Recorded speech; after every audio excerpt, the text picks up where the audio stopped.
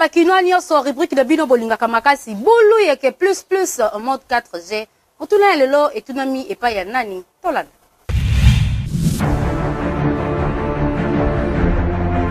Elo ezala mote bulu yekende kindoki kati na nkolo. La bino bana kin bana braza comme on a Jazz Nyembo agent en magazine kin l'artiste bulu yekelelo plus en mode 4G question ngeza ke canapé ezali kan ya chef coutumier to mona ya libata bo répondre ngai eza mona libata mona libata Comment on tonton longo canapé ezali kan ya ba chef coutumier to mwana ya libata canapé mais ça kano yo ba chef coutumier batambola nango kano ba chef coutumier batambola nango wana kan oyo ba chef coutumier batambola nango wana nzete wana yango wana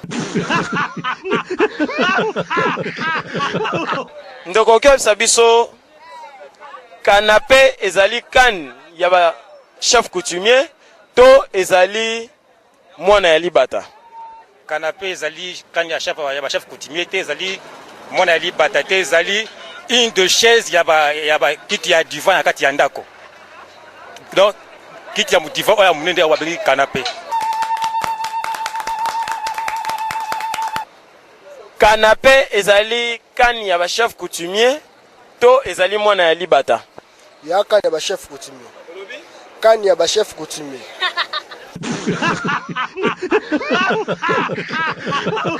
Le roi. Donc le roi. Canapé ezali kan ya ba chef coutumier to ezali mwana ya libata. Eza kan ya ba chef coutumier. Kan ya ba chef coutumier.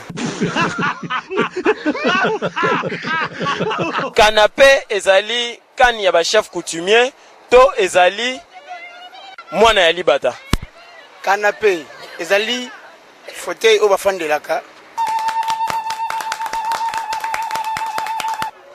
Oyo sabiso canapé ezali kan ya ba chef coutumier to ezali mwana ya libata. Canapé eza mwana ya libata. Canapé eza mwana ya libata. Mena lo vite.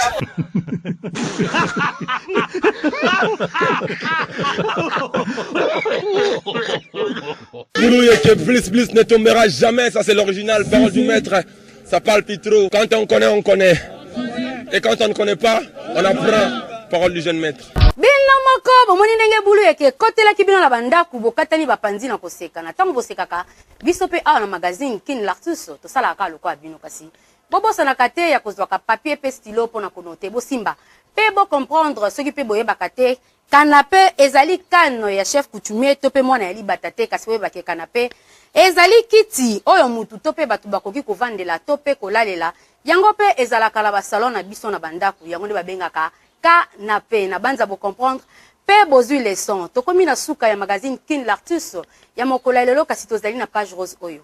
Joyeux anniversaire na Nadine Asona oyo abotami bongo mokola lelo Nadine Asona tika ete nzambe abatela pe apambola yo na buji moko oyo bakisi na mokola lelo Nadine Asona soki bosepelaki na édition ya mokola lelo bopesa merci na Jules Tumba le génie garçon moko bien garçon moko intelligent yende asalaki pote journal oyo ekoma la banda kuna bino na sima ya caméra tozalaki bongo na Fretas Mbamaku le véritable guerrier mwana ya Tchangu yende akamola kinga bote po bolulanga la banda kuna bino pesi pe merci l'équipe technique nyonso basalaki que bozwanga na banda kuna bino kasi tokomi na suka tolo ba susu nini tika topesa mbote ya kilo epa ya moto moko bien papi ki papa oyo pa zakala ndako pona kolanda biso.